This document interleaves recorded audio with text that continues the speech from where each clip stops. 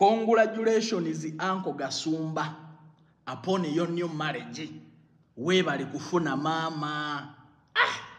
Gashumba ne bwe walwawo kuva ku lujja kumbe okyalinda Katonda ayina omwana gwakutondera ataliiko kamogo.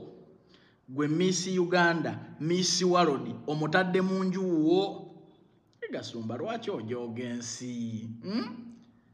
Wano wali wakawaana abavandimwe nti Katonda mwennyini yabeetondera.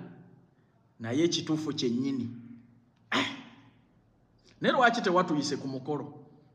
Golowooza mu bisista bya mami tetuyinza kubaamu betubuuka nabyo naffe obulamu butunyumire.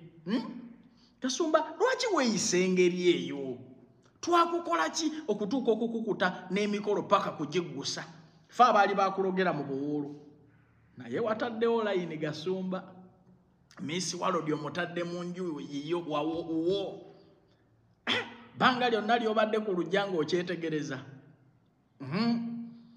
Kituufu tokozeemu ku papa. Omulimu gwegwo. Nze Kelvin nzikiriza otaddewo layini. Ffe aba Piero Youth Fraternity twaniriza maama. Atuyamba akutukuumire. Naye okukuuma kunaagaana kutya.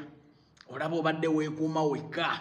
Nga gwe musajja asinga okunyirira, okulabika obulungi, okwambala. Naye ate ke weegasseeko mami. Mami tukwaniriza. Musajja waffe muyamba omuyige. Yoyo. Wamma abaagala okugenda ebweru okwepakasiza Calvin Kayanja emirimu ngiina egitambulirawo. Abaana ab'obuwala n'ab'obulenzi airport z'e Dubai zagguddewo.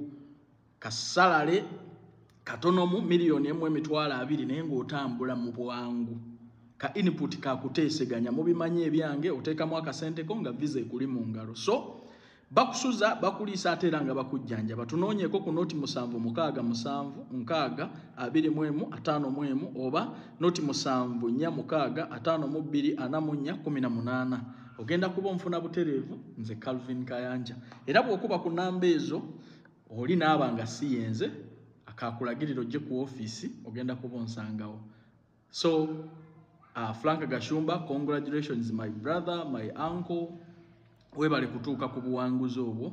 Katusabe Katonda abonye.